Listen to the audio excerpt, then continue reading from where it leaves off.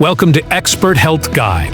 Today I want to talk to the millions of Americans who hear the word exercise and immediately feel tired, guilty, or annoyed. If you've ever bought a gym membership you didn't use, downloaded a fitness app you ignored, or promised yourself, "I'll start Monday for the 10th Monday in a row," this speech is for you. This is not about becoming a fitness influencer training for a marathon or loving burpees. This is about building a fitness routine for people who genuinely hate exercise and still want to feel better in their bodies and their lives. Let's start by saying something out loud that doesn't get said often enough. Hating exercise does not make you lazy or broken. For many people in the United States, exercise has been packaged as punishment. We're told to work it off, to suffer for our food, to grind, sweat, and push through pain, or else we're failing. That messaging alone is enough to make anyone want to opt out. Add long work hours, commuting, family responsibilities, stress, chronic pain, or past negative experiences in gym class, and it's no wonder exercise feels like the last thing you want to do. So instead of trying to force yourself to love exercise, what if we stopped calling it exercise altogether? What if the goal wasn't weight loss, six-pack abs, or even hitting some magical number of steps, but simply making your daily life feel easier? Getting up from a chair without groaning, carrying groceries without strain, sleeping better, having more energy in the afternoon, reducing stress so you don't snap at your family over nothing. These are real, meaningful wins, and they don't require you to become a gym person. Here's the mindset shift that changes everything. Fitness is not a personality trait, it's a support system for your life. And for people who hate exercise, the best fitness routine is one that feels almost sneaky. It doesn't scream a workout. It blends into your day. It respects your mood, your schedule, and your limits. Let's talk about time. Time, because that's usually the first objection. That most Americans don't have an hour a day to exercise, and even if they did, they wouldn't want to spend it that way. The good news is you don't need it. Research consistently shows that short bouts of movement add up.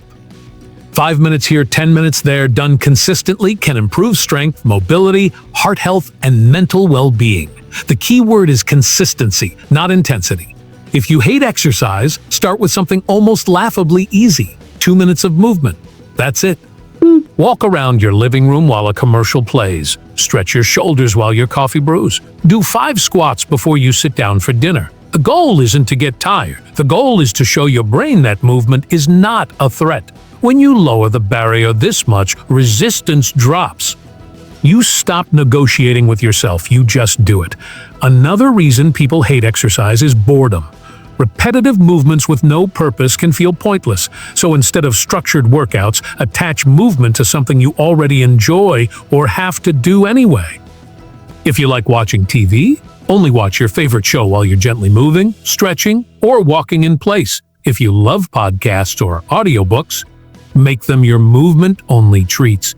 If you enjoy being outdoors, park farther away, walk the dog longer, or take phone calls while pacing outside. This is called habit stacking, and it works because it doesn't rely on motivation. It relies on routine. Now let's address the gym, because for many people who hate exercise, the gym feels intimidating, expensive, or simply miserable. Here's permission you may need to hear. You do not need a gym to be fit. Your body doesn't care where it moves. A living room, a hallway, a backyard, a hotel room, or a park all count. Some of the most effective movements are basic and require no equipment at all, like standing up and sitting down, pushing against a wall, carrying bags, or climbing stairs. These movements translate directly to real life, which makes them more meaningful and more sustainable. So, check. Another big barrier is pain or discomfort. If exercise has ever hurt you, embarrassed you, or left you sore for days, of course you'd want to avoid it. A fitness routine for people who hate exercise must be gentle by default. So that means slower movements, smaller ranges of motion, and stopping before pain starts, not after. Discomfort is not a requirement for progress. In fact, feeling safe in your body is what allows progress to happen at all. Think of movement as practice, not performance.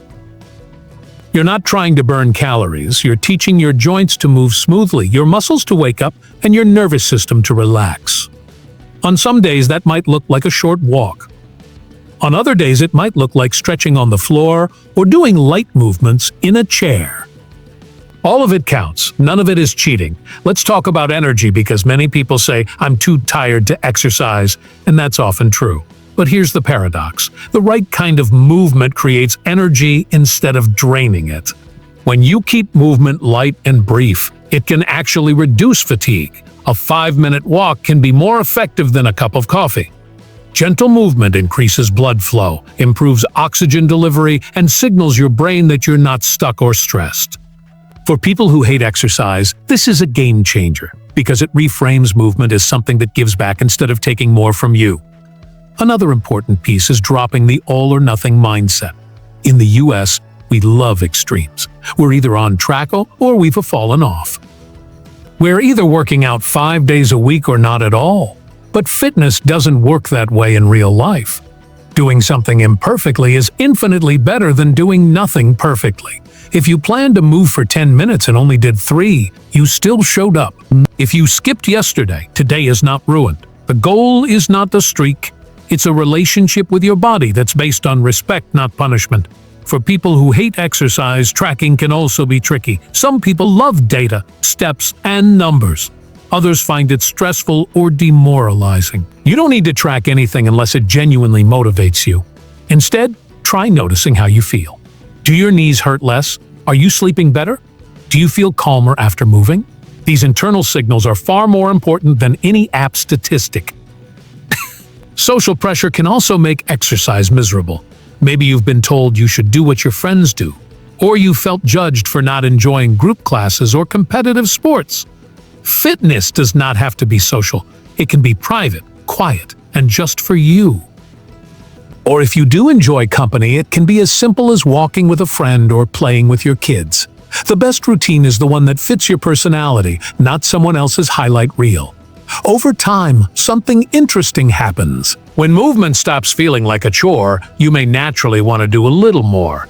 Not because you should, but because your body asks for it. You might walk longer, stretch deeper, or try a new activity out of curiosity, not guilt. That's how real, lasting fitness habits are built, especially for people who once hated exercise. So if you take nothing else from this speech, remember this: you don't need to change who you are to be healthier. You don't need to love exercise. You just need to move in ways that feel manageable, repeatable, and kind to your body. Fitness is not about forcing yourself into someone else's idea of health. It's about supporting your life, one small choice at a time. Now here's your call to action. Today, not tomorrow, not Monday, choose one tiny movement you can do in under 5 minutes and do it. Just one. Then do it again tomorrow. If you want guidance, encouragement, and realistic strategies designed for real people with real lives, stay connected with Expert Health Guide. Follow, subscribe, and share this message with someone who needs permission to start small. Your body is already on your side. Take the first step and let us walk with you.